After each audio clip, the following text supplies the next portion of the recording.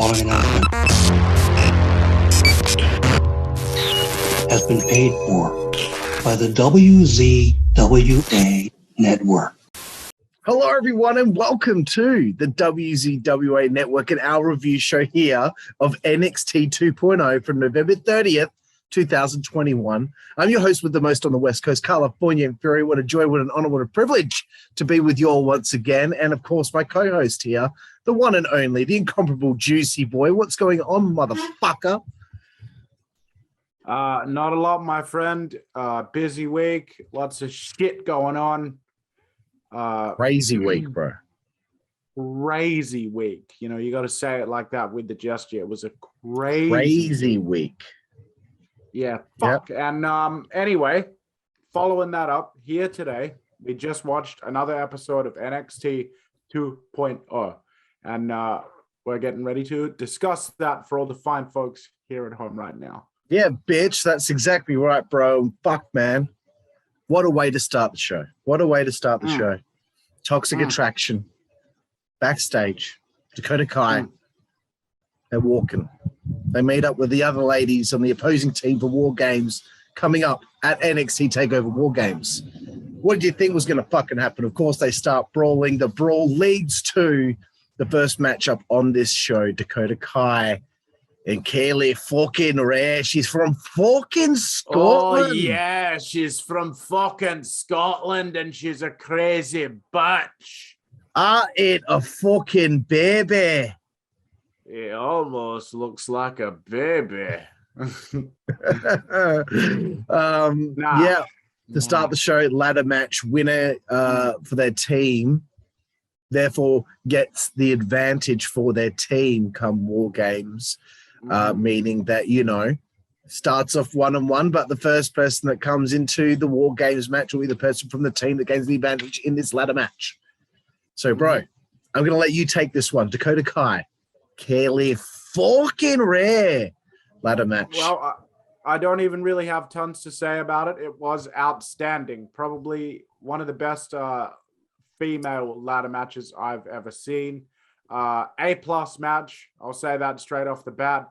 There were a number of really impressive spots. Kaylee Ray took a nice bump off the ladder at one point. Dakota Kai ended up being sort of like tied up in the tree of woe in between the ladder rungs and took a nasty bump when Kaylee Ray slammed the top half of her body down into the ladder. I was initially saying at the beginning of this show, as we were watching this, that I thought this might have been a mistake to actually open the show with this match because it was just so good. And I just thought, okay, they've got another ladder match happening for the men's War Games match later on. But I was finding it hard at that point to think that anything was going to top this. So, I mean, I don't really need to say anything more. It was absolutely just tremendous. Go out of your way to check it out. DJ recommendation all the way. A+ right off the bat, bro. Yeah, and if Riddle ever did a Tree of Woe, it would be called the Tree of Bro. That pains you, doesn't it? You hated hearing that shit, didn't you? Tell me you hated it. Anyway, bro, so where did we KLR. Okay, I'll mention this about KLR, right? Kaylee fucking Rare. Her hair. Maybe she's born with it, bro. Maybe it's Maybelline. There you go. Well done. I can't believe how silky her hair is. I just, every time I see it, I'm just like, what does she use? What does she use? It seems like her hair care routine would be advanced. I agree. Yeah. I mean, if I still had hair, I'd really want to know. But yeah, but you don't, though. I live my life as a bald man now. I'm the Australian Jason. You have no hair, and you're never going to have it again, bro. That's it. I'm the Australian Jason Statham. Thank you. Hell of a match, bro. Hell of a match. More like the Australian Kojak. I'm sorry. Go ahead. If it was Riddle, it would be the Australian Brojack. Yeah. All right, and you brought me back around to it. Yeah, bro. All right. Hell of a match, bro. All the crazy spots that they did. Did not look awkward. Sometimes it can happen with the ladies. Yeah. Everything was flush. They took the fucking belting that was coming their way perfectly. Props to both Dakota and Kaylee. Fucking rare. Awesome for a TV ladder match. Not going too long. 15 minutes. I like it. You know. If this were AEW, this would have been a fucking mess, dude. I'm telling you. This would have been a total mess. Over the top, overbooked craziness. Thankfully, NXT know how to pace themselves with shit like this. Good job, NXT 2.0, for the opening contest here on the November 30th edition of 2.0. Following this, there's a promo for Grimes, Hudson, and Chase from last week. Just giving a little update on what happened and what's to come with Grimes versus Andre Chase. There was some bullshit in the back with some of the tag teams. Let's not even bother. It was funny with all the shushing, but by the end of the segment, it was like a little bit, I don't know. It went on for a little too long. It went on for a little too long. It was nice, just went on for a smack for too long. But it was a nice cameo from Jacket Time, though. I'm going to point that out. Good to see Jacket Time is still there, bro. I was concerned when they weren't there last week. Right, time to get into the next matchup on the show. Cameron Grimes, Andre Chase. Kind of knew going in here, this is a foregone conclusion, but that's okay. We just had a match before this where we weren't sure who was going to win. So Grimes with a solid win. It's sort of like a good foregone conclusion in a way, man. Like it was serving a purpose, even though you knew what was going to happen. Yeah. So he has a solid victory here of Andre Chase, who I popped for the fact that he was still wearing his Chase University sweater in the match. Yeah. Duke Hudson after the match, very good promo. We both thought to ourselves, well, you were the one that said it first, but it's plain as fucking day, mate, that this guy is going to have a pretty good future in the WWE, I believe, because he's a handsome son of a bitch. He's got great hair. He can speak well on the microphone. He looks like a star. He's Australian. He's clearly funny. He's got that Aussie sense of humor and that Aussie charm, and he's like well-spoken. You can see him easily going on to like a radio show or a talk show, and discussing a movie or a project or anything like that. He would fit right in that world. He's exactly the kind of person they're looking for. But the guy's a hell of a hand in the ring as well. Like, take nothing away from him. He's a great performer as well. Yeah, overall. And just hype for the hair versus hair match at War Games between Grimes and Hudson. And did you have any extra thoughts on the matchup? The only thing I just wanted to add to it was I've really liked the way that this feud between Grimes and Hudson has evolved in a real old school kind of way. It's started as like, okay, Hudson kind of thinks that Grimes is kind of goofy, and it's almost like this weird thing of like old money versus new money, where like Hudson feels like he belongs in that world of being like a rich high roller, and he feels like Cameron Grimes doesn't. So he challenges him to poker, obviously thinking, I'm going to embarrass Cameron Grimes, at my own game here at Duke's place. And that obviously doesn't happen. Grimes was able to beat him at his own game. Now it's turned personal. Now, obviously, Hudson's true colors have come out. It's more of a class struggle between these two. A lack of respect from Duke Hudson. So now it has shifted gears into a personal issue, and they've really done great, both guys, Grimes and Hudson, at kind of illustrating that tonal shift. Everything's got a little bit more malice and edge to it. And the final thing I want to add is that I love that we've been seeing it for a couple of weeks now, the little balcony area where the person can come and talk, stand while they're talking, puts them physically above the people in the ring. They can see everything. Everyone can see them. It would be a great place to come out and send a message.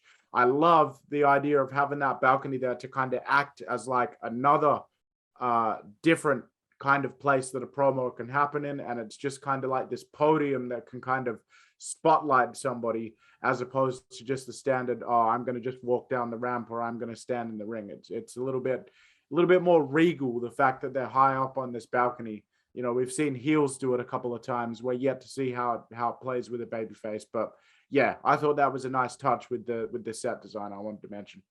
Yeah, very good. I like it too. It's something different. Very good.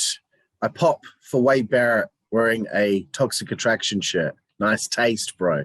There's always one commentator that's a bit of a hornbag. I like it. And there's nothing wrong with being a hornbag. There's nothing wrong with it. Solo Sikoa versus Edris. Enofe is a hype package here for this. We like this, bro. We like this. Enofe. Oh, man, look, we're Australian. We're going to pronounce shit wrong. Call him Edris, bro. Edris. Okay. This Edris guy, I like the cut of his jib, bro. Yeah. And I know that you remarked how much you enjoyed it too. Yeah, I would have given this a solid B+. I was like, okay, immediately they're telling me who this guy is. He's speaking from the heart. And, you know, I love Solo Sikoa. And I was like, oh, this is interesting. There's a guy that's making his debut, going to debut against Solo, who's only been around a few weeks. Two guys from the street, as we've seen from this vignette for Edris. So I liked this. This played really well for me. You know, in terms of getting me interested in this match. Yeah, bruh. Next up in the ring, Team 2.0 with a bit of a promo, taking it in turns, talking on the mic. You got Carmelo Hayes, the North American champion, with his boy Trick backing him up.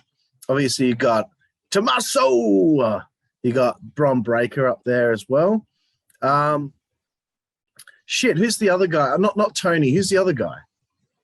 Grayson Waller. Grayson Waller, of course. Grayson Waller's there too. And, of course, our favorite, AT. Hey, AT. How you fucking doing? Hey, Tone. Hey, Tone, how you doing? Get over here with the promo time on the microphone. Huh? Let me talk to you a little bit. Let me talk about this black and gold team bunch of fucking fugazis. Oh my God, they're a bunch of fucking fanooks. I don't even know where to begin. Oh my God, this Johnny Gargano, how does he even eat? Manja. I don't even know the guys, he's a skeleton costume or what? I don't know, something like that. But I mean, I'm trying to fucking communicate with you on a human level, okay? Very Love good. Tony D'Angelo. Me too, bro. So some good stuff here from the boys. Waller does great. Bron Breakker, of course, as usual, is great. Interrupted by Johnny Wrestling. And out comes Gargano. He says his thing, wants, Bron to leave his boys in the back for their ladder match later on, as it's revealed that Bron Breakker will be in that ladder match. And yeah, solid end to the segment. Hype. Dime. What did you think, bro? This segment, A+ again. This was one of the best promo segments I've seen in a long time. We brought it up a few weeks ago on one of the reviews, man. The importance of street clothes for promo segments like this. Everyone having their own distinct look. What does this character look like when they're not in the ring doing their job? Okay? Each person in the Trick and like Mello, they had their own look. They're looking good. They're looking fresh. They're showing off their physiques. They look like they're about ready to go to some club and pop a bunch of ecstasy. Fucking Tony D'Angelo wearing the tracksuit, wearing the fedora, putting over his whole, mafia shtick. Grayson Waller wearing kind of like an athletic tracksuit, but it's like the kind of athletic tracksuit that like a rich, pretty boy would wear, before a polo match or something like that. So it's getting over that kind of arrogance and that pretty boy nature of his. Who was the other one again? I think I've already blanked on the Maso! Of course. And Bron Breakker wearing just the standard attitude era, like jeans and tank top. Classic look for a muscle-bound guy. He pulled it off really well here. I thought it, gave him a good look and a great presence. He looked like he could be the leader of the War Games team physically. So it all really worked on a visual level because of their decisions of clothing and stuff like that. And I love that each person came out there and related individually as characters their major motivations and reasons for wanting to be successful in the War Games match and get revenge on their, different people that they've been feuding with. Once again, here we come to a big special like the War Games special and a huge match. And you can do these kind of matches and they make sense and it's going to be exciting because they've been dovetailing and interweaving all of these storylines all along, right? So the whole team was speaking as one in that they're all on the same War Games team repping 2.0, but at the same time, each individual guy has their own motivations that now makes you invested in seeing each individual guy perform in the match. That AEW is how you cut a promo. You don't spend all this time trying to make jokes and trying to like be funny or get a pop and make everyone go, ooh. You just freaking be who your character is. You be authentic to who the character is. And you relate to the audience how that character is feeling going into this match. And that sells tickets and gets people interested in watching. Very astute point there, fuckface. Thanks. It's so annoying. So hype. Moving forward, Mackenzie interviews Legado del Phantasma. That if that team ever goes to the main roster, they are so changing that name. I guarantee you. They're interrupted by Kyle O'Reilly and the son of Wayne Bloom, Von Wagner. Nothing really to add there. Let's move forward. MSK, after 5 weeks, apparently, the vignette nearly reaches its conclusion. They finally, after 5 weeks, make it to this place, to this, whoever this fucking guy is. This savior, this almighty, almost like a cult leader they've talked about him as. They've hyped it up so much. I don't even know who it could be at this point. Like, it's almost been annoying, like how long it's been going on for, but it's kind of popping me at how annoying it's been. Like, it's kind of funny how annoying it is. Just for everyone out there, just so you know, I'm sitting here by myself because Jooseyboy decided to order Chinese food from Shitty Wok to come to his house. And it's arrived in the middle of us recording this. So I just wanted everyone out there to know, what a sanctimonious son of a bitch that Jooseyboy is. Very selfish, very disgusting behavior to interrupt our recording of this review. So from the bottom of my heart here at the WCWA network, I want to apologize on behalf of Jooseyboy for this disgusting behavior. And I hope in future we won't have to deal with this kind of behavior anymore. Thank you. I've resumed recording as he's returning. What's he doing now? What else could he possibly have forgotten to do? Making me sit here, twiddling my thumbs. It's cold tonight.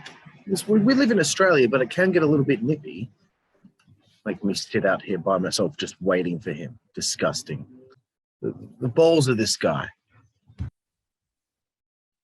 Here we go. Oh, he's just adjusting his backdrop. No matter how good you make that backdrop, bro, we still got to look at your face. Well. Look, he's finally decided to return. Oh, okay, here he is. Yeah, we're recording, bro. Everyone's going to say this. What you've done to me. What you've done to me. Making me sit here and wait for you. What, Chinese food. Yeah, I know. I haven't had dinner either, but you don't see me getting up in the middle of a recording. You know what I do see you doing? I see you stealing my editing duties off me, man. Like, it used to be my job to put the NXT review together. Now you're taking it off me, man. Like, right there. What is this? You planning on kicking me out? Nah, bro. Can we continue? Yeah, no. Yeah. Okay, bro. So you were talking about the fucking you know what I'm saying, man. You know what I'm saying. Yeah, let me continue on. After all, I am running the show here. Yeah. Von Wagner, Kyle O'Reilly take on LDP, and the winning tag team gets the title shot against. Yeah, das ist fucking Imperium. So, bro, okay, I'm just gonna. Oh, yes. I don't have much to say here. Wonderful. Okay, go Das ahead. ist fucking wunderbar. Don't have much to say because, as I've been saying the last few months, I'm really not into tag team wrestling at the moment. But this was a good win. I wasn't into it that much. I did enjoy, again, Von Wagner's fire, his hot tag, and he's just improved so much over the last few weeks. Bro, your turn. What did you think of this one? Yeah, dude, I pretty much would echo those sentiments. I thought that this match was nothing offensive. It was okay, but it certainly wasn't, a highlight of the show. And I want to add as well that Von Wagner looks like he should be standing outside a genie's cave guarding some treasure. He just has that look to me. I wanted to put that out there. I don't know where you get that from, but... Well, okay. I just think... I didn't know genies had caves. Since when did genies have caves? Do they have caves? Don't pick it apart. You know what I'm talking about, man. No, genies are inside the little fucking thing that you rub. Okay, so you're right, man. You're right. He looks like he should be guarding a sultan's cave, within which one might find a genie's lamp. A sultan's cave. I'm insulted. That's terrible. Moving forward, bro. Now that you're bored, you look like a sultana. Boring. Moving forward, bro. The saucy minx Mackenzie with that's his fucking Imperium. What about? Okay, nice little interview there, right? What happened to Toxic Attraction being interested sexually with Imperium? That happened a few weeks ago. They said to them, "Watch our match next week," and they're like, "Yeah, that if we will check it out, yeah. God bless America." But look then at my turtleneck; it's very nice. But then they didn't watch the match, and then nothing else happened. I'm a little disappointed, bro. Yeah, look, dude, I'm sure before it's all said and done, they will have sex. Yeah, well, sure. I mean, if I was a hot woman, I wouldn't mind being piped by a fucking Imperium. That's for sure, bro. No, you wouldn't mind it either way. Okay, so moving on. Yeah, moving on. Speaking of, wanting to get piped. It's a Tiffany's Epiphanies, silly, bro. Man. We are silly, man. Tiffany's Epiphanies, bro. It's a promo for Tiffany Stratton, and I just want to say this. During the week, one Bryan Alvarez was going on about how he made a complaint about her promo video last week. I can't remember exactly what he had said about that promo video, but obviously it was something negative about the character. And then he's talking about how they're potentially dropping the daddy's girl character. And I'm just a bit miffed as to why in the fuck anyone would have a problem with this character, Tiffany Stratton. What is it? Oh, what, did your balls hurt because you got a little bit of a stiffy because the promo video shot her really hot legs? Is that the problem? What's wrong? What's wrong with someone who is attractive showing off what they've got? Right? What's the problem? And I know you're doing some research right now on what Bryan Alvarez must have done. I see the screen that you're looking at get a bit brighter, but I don't understand what is wrong with sexuality and all right, bro. Enjoying attractive people. People like this Tiffany Stratton character. There are actual people that are actually like this in real life. They're horrible people. Horrible, hot to trot. They show off what they've got. And we don't like them because they're annoying. They are nice to look at, but they're annoying. And you want to see them get their comeuppance. Yeah, you want to see them get their comeuppance. You want to see someone lower down the totem pole, fucking bring them back down to fucking earth. That's the whole. That's the whole point. So what is it? What is the fucking big problem? All right, bro. This is gonna make you even more annoyed, man. I just looked it up right now. Alvarez's issue with the Tiffany Stratton vignette was that she's using the word daddy a lot.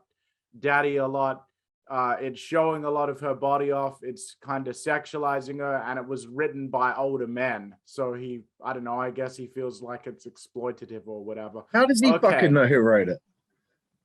How many fucking TV shows do you think Donald P. Belisario fucking wrote in the 70s that involved hot women or rich girl characters? Or like, it's absolutely ridiculous. Like, first of all, Alvarez's reasoning there, the fact that he even said that publicly is just mind-boggling, because he's creating a bunch of connective tissue from all these elements that he has no proof exist. He wasn't there when they shot the vignettes. He doesn't know how many people's fingers were in the creative pie for coming up with him. For all he knows, a female writer in the room might have gone to college with somebody like that and might have had input on how certain elements of the character. We don't know any of these things. So that's completely, like, it's inappropriate to even call that like wrestling journalism, whatever you want to say. It's just ridiculous. It's just, and people subscribe to what this guy has to say. Yeah, it's not this guy. Okay, this human being is a failed, washed up, never was indie wrestler who is in his early 40s, who is still going out there and trying to occasionally grab a match, who failed in his professional wrestling career in the ring, so got involved in the business of dirt sheet writing. He is the author of 1,000 WWE matches you have to see before you die. Co-author of The Death of WCW. Co-author of the terrible Death of WCW book that had no research, no due diligence, no third-party fact-checking attached to it, just a complete character assassination of hundreds of people that Bryan Alvarez has never met or would ever be able to get into the same room with in a lot of the same cases. And so here he is now. He's managed to buddy up to Dave Meltzer. And he thinks that because he's put on a pair of boots that he bought off of highspots.com and some gear from eLucha a few times a year, that entitles him to act like he's the fucking expert on professional wrestling. And now he wants to sit here and assume that a bunch of older male executives who he's never met and would once again never be able to get into the same room as for a meeting, he's now just assuming their motivations and what they were thinking and believing when they shot this Tiffany Stratton character. Never mind that below Vince and Nick Khan and other executives like that, there are different tiers of creative layers. You know, HBK, Shawn Michaels, currently overseeing NXT. He has some people above him. Then those people report to Vince and Stephanie and the people at the top. It's patently ridiculous to insinuate that the company should consider or maybe consider dropping the gimmick because you think through some nebulous inference that these old men were being creepy and gross by doing a daddy's little girl character. Last time I checked, the talent themselves has at least some modicum of input into the kind of character they're portraying. I'm pretty sure that they wouldn't... Hang on a second, man. Hang on.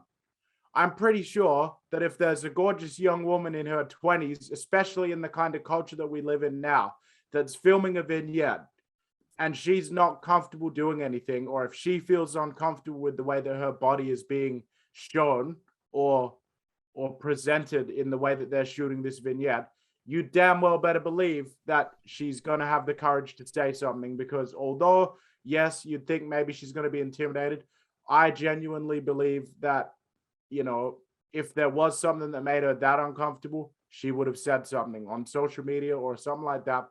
So if she's fine with everything that's happened and she hasn't said anything in objection to the way that it was done, who is Bryan Alvarez, who has never and will never, by the way, ever get a chance to wrestle in a WWE ring? Who is he to infer all of this ridiculous bullshit about why it should be getting dropped, or they're thinking about dropping it?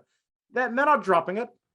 She was on NXT this week. I'm sorry. I've gone off on a tangent, man, but it upsets me because I don't get it, bro. I don't get it. Like, what's the problem with her saying daddy? If you're looking for something creepy, you'll find something creepy you're in that. the one that's being If you're looking for it, I didn't even bat an eyelid about that, because I know that at all. there are rich girls out there that call their dads daddy. I don't call my dad daddy. I call him dad, you know? But I'm not a little rich girl. Exactly. But I was thinking, when I was watching that vignette, bro, the first thing I thought of was Alicia Silverstone's character from Clueless, bro. Yeah. And then the second thing I thought of was Rachel Green from season 1 of Friends. Yep. So like, I don't fucking get where he comes from. He's looking for something to be fucking upset by, or offended by, or insulted by. It was one vignette with her on a fucking tennis court in a tennis skirt. All right. Guess what? When fucking your little demographic, your demo that you're going on about every fucking week about AEW, because you're trying to find some sort of ounce of victory for the failing product that you seem to think is going to be God's gift to wrestling. You know, that demographic of 18 to 49 males, they're going to see those legs in that vignette and be like, oh, what's this all about? Hello. There's nothing wrong with enjoying sexy people, bro. And that's one thing that, you're looking at women in a way that, if it's a sexy dude, women are gonna fucking froth at the mouth, and Jason Momoa, etc. What's the big deal with fucking liking objectifying? The person's worked their ass off on their body for fucking years. They're showing it off. Good on them. Well, that's the thing. That's what like sexualizing is not the same as objectifying. Objectifying is when you look at someone sexually in a way that like you think that that's all they are, and even if it makes them uncomfortable, that's still what you're doing. This is a fictional character on a fictional TV show who happens to be a well put together young woman that is portraying this character, and that character was on a tennis court. So of course she's going to be wearing something a bit revealing, because a lot of female tennis players, if they play seriously, that is the kind of thing that they wear, because they need to be able to move around and keep loose and limber. I think that, anyone that thinks that this was creepy, as you just said, Carl, very astutely, if anything, I think it makes them the creep. It's like, if that's the way that they're looking at this, that they immediately jump to some perverse sexual objectification thing when they see this vignette, instead of thinking, oh, it's like Alicia Silverstone from Clueless. Yeah. Then they're the ones that have the problem. They're the ones that have an unhealthy relationship with like sexuality. Exactly. It just fucking annoys me, dude. Like, get off your fucking high horse, you little prick. And what do you know? There was another vignette this week, so they didn't drop it. So you were full of shit, cunt. Yeah. Fuck you. I fucking hate wrestling journalism, bro. I fucking hate it. Enough. Let's move forward. Joe Gacy's little invitational. This is hilarious stuff. He's, says that the cruiserweight division is weight shaming. I love it. I don't know how he's getting a cruiserweight championship match at the pay-per-view. There's no way he's under 205. I'm just glad that he is, bro. I really don't like. I've really started to like just get behind this Joe Gacy character. I'm sorry, I interrupted, man. Go ahead. I'm just excited. That's all right. So like he's got there's a little dude in there, cruiserweight kind of wrestler in the ring. There's a female wrestler, and there's a big guy. And I was actually kind of hoping that he would go through all three of them and have a little bit of a harder time with the big guy, and then Parker Bordeaux might get involved or whatever. But I guess maybe they don't want to have him cheat to win in something like this because of the way he's been talking about the whole thing. Diamond Mine, they interrupt. I was excited to see what was going to happen with him and the female wrestler, but that's okay. What came of this was pretty good. Roderick ends up getting the ring and then gets laid out by Joe Gacy, as Joe Gacy gets pulled out of the ring by Parker Bordeaux to end the segment. What did you think, bro? Yeah, I'd give this segment an A-.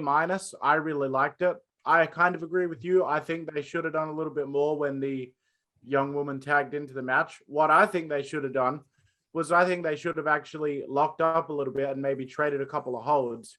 Then maybe Gacy could get into a situation where he's about to strike her and he pulls back and stuff like that. I would have really enjoyed seeing the politics of what Joe Gacy is trying to do actually be expressed physically, because there'd be no better way to demonstrate that character than through male on female contact in the ring. So, Yeah, because it's kind of like it's kind of like, you know, he's all for the gender equality, but is he going to punch her right in the face? Yeah, will he actually treat her completely equal? It's a really weird dynamic, the intergender type wrestling. But anything else you had to say? No, but as it was, though, I understand why they didn't want to see her get physically involved. There are a lot of children that watch NXT and WWE in general. I understand that. I thought this was tremendous work from all involved. And even though the big guy on the apron didn't do anything, I like the choice of him. He really fit it. I could really believe that he's some big local wrestler that's kind of working his way up just because of his massive size. So even though he didn't do anything, I just want to point out that nice little touch. The devil is in the details. Yep. Did you give a rating? Yeah, I gave it an A-. Okay, cool. Mackenzie is backstage with Solo Sikoa.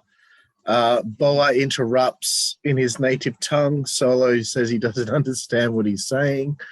And then he leaves. Boa is like freaking out because he's not feeling well. Obviously, he's about to become the crazy character that he is. So I wish they would kind of explain what happened to the female wrestler that he was managing somewhat. Yeah. Unless that's about to be picked up again some other time, right?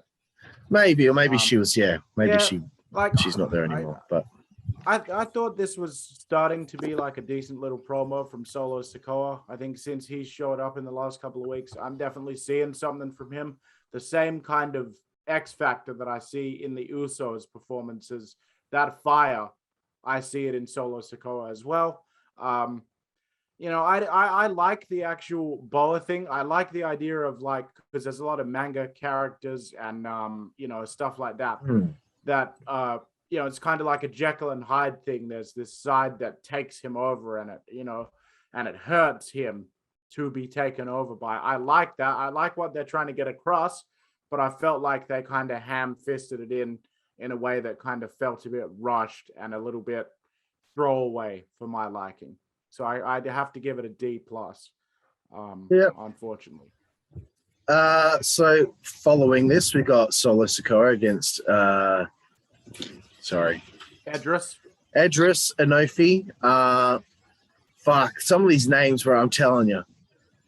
Yeah. Some of these names, it's just very hard to remember some of these NXT names. Like I finally memorized Zion Quinn. I finally memorized some of these names, but they are a little strange. So like, you know, going into this one, we were like, geez, like they just kind of debuted this guy. Is he going to cop a loss straight off the bat? Because Solo is not losing at this point, right? Because like, just to actually put it across, like, so people understand what we're saying. The reason is because the vignette for Edris made it seem like this guy's a big deal. Yeah. So it was like, it didn't seem like this guy was getting a vignette about his debut to lose the match at the time. Anyway, Carl, sorry, go ahead. Yeah, no worries, bro. It was a solid back and forth here. Sikoa goes over, and then during the match, actually, forgot to mention Robert Stone, our boy Robbie E. He's come out. He's checking out what's going on. He's stylist. That's it, with the stylist, which we popped for. So he's obviously looking for some fresh talent to represent. And of course, after the match, when Sikoa gets the win, Boa comes out. He's in the crazy character now, and he's doing the old tongue and death grip on both Enofe and Solo. So any extra thoughts there, bro? Yeah, I was going to say, I thought the match was quite good. I would have liked to have seen a bit more from Edris, but I also feel like the fact that you had two guys that were kind of younger, you know, it felt like there was kind of a little clunkiness here and there, but still a pretty good match. And I really like the idea of Edris coming to Sikoa's aid when Boa came in and attacked him, Consequently, Sikoa ends up showing the respect to Edris. So now we have those two have shown some respect after having a hard-fought match. And both of them now have an issue with Boa. So once again, we see, like I always talk about, weaving issues with different people in and out. Yeah, that's right. Like very good, bro. Very good. Okay. The next part of the show. In the middle of these two segments, though, there was something that was okay, but backstage, Indi Hartwell is on the phone. There's someone from the hospital. Dexter has left the hospital, and no one knows where he is. Why, Jooseyboy, would someone be in the hospital for 2 weeks after having a broken hand?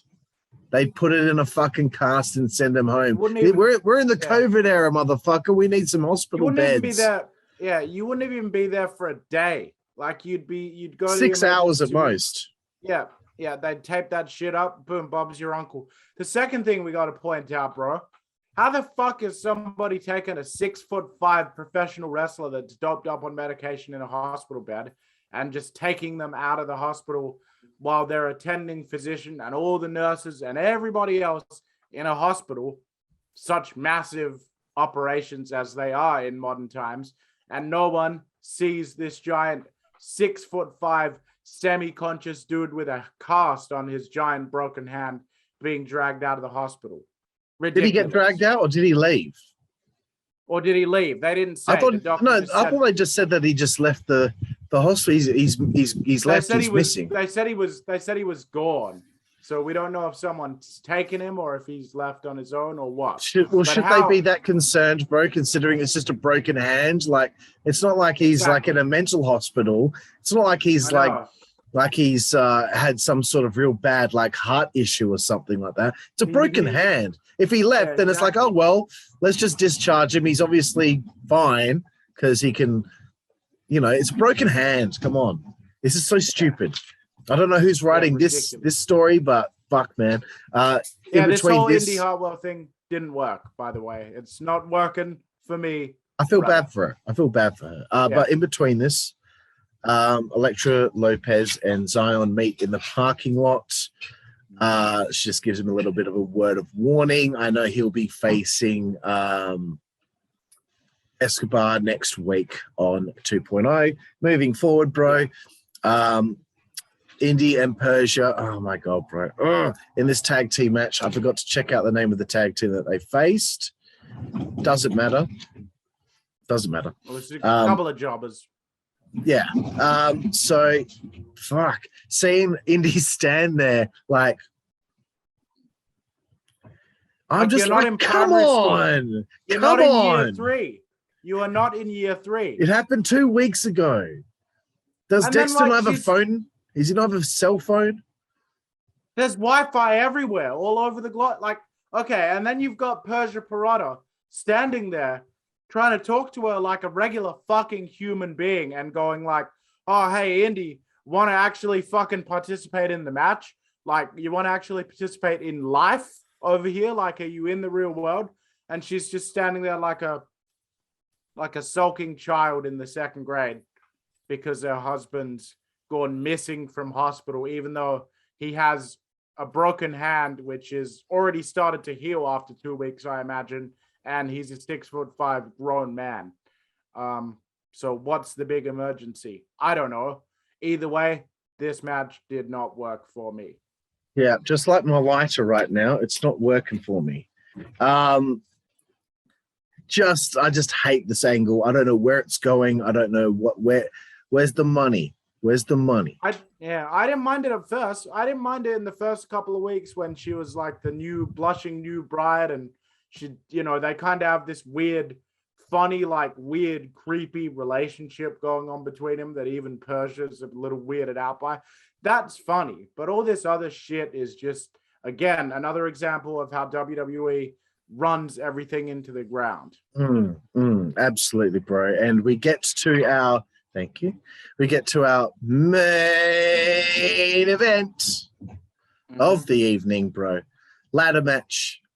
The second ladder match on the show. and it's Bron Breakker. It's Johnny Wrestling. And, of course, once again, the winner gets the advantage for their team come War Games. I'm going to let you take this, motherfucker. What did you think of the main event of NXT 2.0 from November 30th? Dude, I love that. What the fuck with me? Man, you know, that felt very, you know, I loved what you were doing there, man. That was cool. Thank you. Yeah, no, like, you know what, man? I said at the beginning how I thought that the first ladder match that we saw to open the show would be almost impossible to top. This match, as you said when we're watching, like, I don't think that it was necessarily better than the women's match. I think of them as, like, both being A+ matches, but I liked them for different reasons. You said you thought that this main event just barely eked out the women's ladder match. Just a ball hair. Just a ball hair better. Just a cunt hair better. So, yeah. But how dare you, all right, doubt Bron Breakker? How dare you? I thought you were a fan. No, I am a fan. Okay, so what? Anyway, and you also hate the Steiner Brothers? I can't. All right, dude. Totally putting words in your mouth. Okay, continue. You take that back, man. You take that back, saying that I hate the Steiner Brothers, man. Take that back. I'm going to now cut out the bit where you said I hate the Steiner Brothers, and I'm going to make it play over and over again at the end of the episode. Okay. That'll be hilarious. Okay. No, so look, this was Bron Breakker's first ever ladder match. Gargano has been in a few. He's obviously going to be kind of the ring general in this match. I thought Bron Breakker did absolutely tremendously. You know, Gargano took some hectic bumps, belly to belly onto a ladder, right onto the side of a ladder. Bron Breakker hit a Frankensteiner that was made famous by his uncle, one of the best looking Frankensteiners ever. I thought that this match, like, I loved the fact that both guys actually made it seem like they were trying to win the fucking match. It wasn't about setting up crazy spots or trying to pop the crowd like everything at AEW is geared towards to. It was about getting that briefcase so you have the man advantage at War Games. Another A+ match in the main event. I loved it, man. Like, to me, this was now, I already thought that Bron Breakker was a star in the making, but now it's confirmed for me that when he gets to the main roster, when you couple his promo performance together with his match performance in this ladder match, that's it. He's got all the tools. There's no doubt in my mind now that he's fucking future heavyweight championship material. And I want to say this as well. I've been sleeping on Gargano for a while, but I really enjoyed Gargano's performance too. He may be smaller, but I feel like he has the potential to fill a similar role to a Daniel Bryan or a Rey Mysterio one day. I think he's got a lot of passion and he's great in the ring. So yeah. I get you on that point, bro. I've never really been big into him because I told this story before. Once upon a time, I was watching the WWE Network and I fell asleep. And when I woke up, it had started playing whatever the next recommended video was. And it was Gargano against someone else. And they were brawling through the arena, and these two little guys. And I was like, gosh, like they're so small. But after watching him wrestle the last few weeks, you know, I feel like, man, like, don't let him go. Like, his contract's coming up. Don't let him go. Like, bring him up to the main roster. Just see how it goes. Like, it might work out for him. Don't let him go. Like, dude, don't keep him in NXT. After War Games, it's time to just give him a chance on that main roster. See how it goes. They brought Gargano and Ciampa up to the main roster briefly for a couple of weeks when they needed some people to fill in because of travel issues or whatever, and had them working some tag matches, and they were tremendous matches, and they worked really well with the main roster guys, and the crowd seemed to be really into it. So I do think there's some potential there. I do think that he's got something to him that people seem to gravitate towards. Yeah. So yeah, my thoughts on the match of the show, of course. I just, the only other real note I had was that, like, just when Bron bumps something or, you know, collides with something, falls off something, it just is so uncanny how he is so much like his father and uncle. It's like there's something in the Steiner gene. Yeah. But they go off the air hot, bro. The two teams are brawling. You finish on a cliffhanger like that. This is how you finish a show. Cliffhangers. Whatever happened to cliffhangers? I like it. Remember that time? Like, I hate always picking on AEW. Remember when Moxley won that match against whoever the fuck it was? Oh. And then like we had like 2.5 or 3.5 minutes of him just walking around the crowd. And I was like, oh, surely Nick Gage is going to attack him. Nick Gage is going to attack him. And then nothing happened. It was just him just walking around. And I'm just like, man, it's not a way to go off the air. It's not the way to go off the air. Let me punctuate all of my thoughts for this whole War Games build by saying NXT just built a 5-on-5 Survivor Series match better than the WWE did leading up to the actual Survivor Series. Good point. Although it's 4-on-4 and it's a War Game, so fuck you. All right, bro. Time for your final thoughts and a rating out of 10. Yeah, well, my final thoughts. Look, you know, we've had this kind of attitude where we're like, NXT is on the bubble as well, even though individually we enjoy each of the episodes. And I was saying to you, I think it's because, much like a preemptive breakup with a partner that you think is about to dump you, you and I are constantly afraid of, okay, this week may be the week where it starts to go back to shit again and it disappoints us and starts going back downhill. But once again, that attitude of mine was turned around by the end of this episode, a tremendous episode. And I am going to give it an 8.5 out of 10. And it's not just for everything that we saw at face value. It was because there was a unified effort throughout the show to build to War Games. And they did it in a way that wasn't annoying as fuck. They actually just did it in a way that wasn't insulting to our intelligence. So yes, 8.5, really tremendous show. Maybe one of my favorite episodes that I've watched since we've been reviewing the show. You know, I have to say this one's up there now with the Halloween Havoc episode for me. Lovely jubbly, and I'll give it an 8 out of 10. The only low lights being, again, the stupid Indi Hartwell thing. She's a talented girl. Like, you know, it's like, you're right. She deserves better than to be doing this shit. Yeah, like, it's cool. I get that his character is what it is or whatever, but I just think it's a broken hand, bro. And yeah, I enjoyed the episode.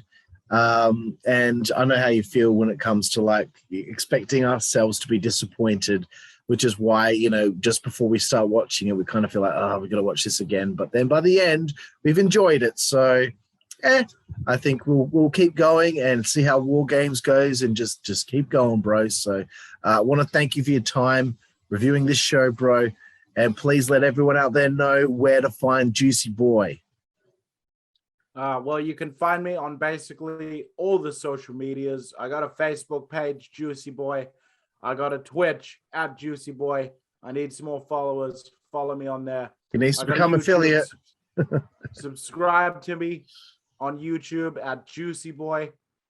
I'm on Twitter. You can find me everywhere. Just type it into your Google machine. It'll be there. And just in case you don't know how to spell what I just told you to type in, that spelling once again is JOOSEYBOY. That's Juicy Boy. And I'll see you on social media, folks. Yeah, and I'm said it like that. On Twitter at Karlifornia WZWA. That's KARLIFORNIA WZWA. And please follow us here on YouTube on the WZWA network. We're about to have a very, very, very exciting December. And, you know, find us on Twitch, WZWA Network, Facebook, the WZWA Network, Instagram, TikTok, all the things, man, all the things. Find us there. Yeah, some good shit is coming your way, motherfuckers. Bro, it's going to be a December to dismember. Exactly, bro. And I'm Karlifornia. This is Juicy Boy. Thank you for joining us here for this review of NXT 2.0 from November 30th, 2021. And we will see you down the road to my soul. I hate the Steiner Brothers, man. I hate the Steiner Brothers, man. I hate the Steiner Brothers, man. I hate the Steiner Brothers, man. I hate the Steiner Brothers, man.